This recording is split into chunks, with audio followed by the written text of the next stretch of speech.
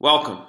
Pat Moore here. I'm here to show you today how I, as a broker and land developer, use Swift Sites to identify potential opportunities within land. It helps me cross-reference zoning, acreage, things like that, and then I can dig in deeper, which I'll show in another video. But today I just want to show you how I use the search function to determine an opportunity. So I'm going to search, I'm going to select the county, I'm going to select the city. We're going to go to the home page.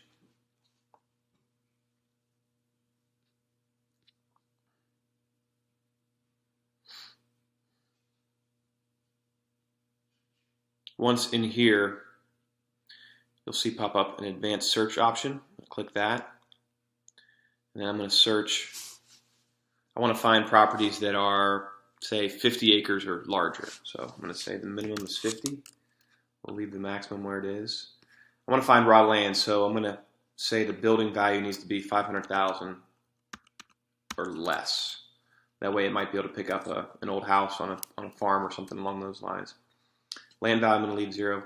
Zoning, you can choose what zoning you'd like to cross-reference. If you're just doing residential, base residential, you can plug in a residential district. If you're doing a mixed-use district, you can plug in a mixed use.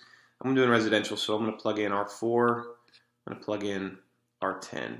Here in Raleigh, that means R4 is 4 units to an acre and R10 is 10 units to an acre. So we're going to search that, let that run. What that'll do is it'll plot all the zonings that I just chose.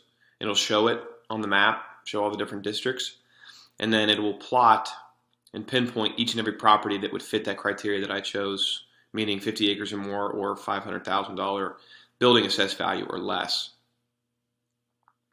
And then once that happens, I can zoom into the property, analyze it further, use one of the reports that Swift Sites offers, either the land report or the development report, and be able to really dig in and see what my allowable uses would be, see what my site constraints would be in terms of building envelopes, setbacks, things like that, and then also look into the site itself in terms of the topography, in terms of any streams, USGS streams that may or may not be on it, wetlands, and then it actually calculates the usable acreage, deducting all of the unusable areas, such as the easements and the wetlands and stream buffers.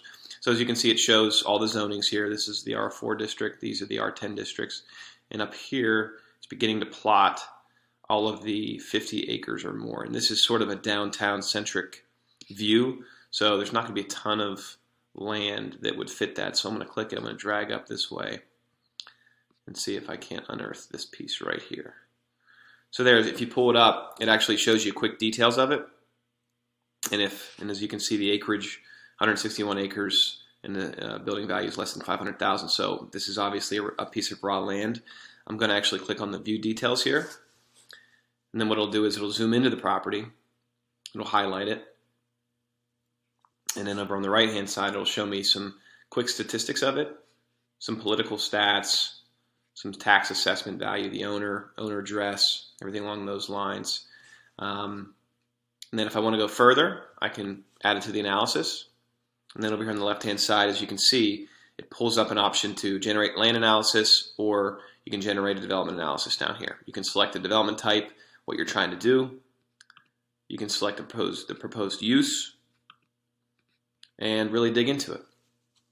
In a second video, I'm going to show how to actually dig into these reports and what they mean, and how you're able to use them to really save a lot of time in terms of your development pursuits and or land brokerage pursuits.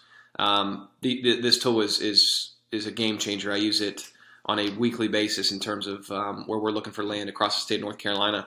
I'll plug in 100 acres or more and just do searches based on that, and it pinpoints every single property that fits that criteria, and I'm able to export that into a very easy list that then I can turn into either mailers or geofencing, targeting, things along those lines to really expedite and grow our site, I guess you want to site identification and or opportunity identification silos within our business.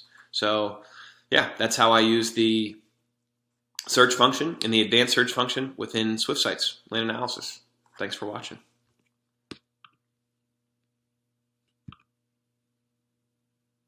If I only knew how to pause this stupid thing. Oh, there it is.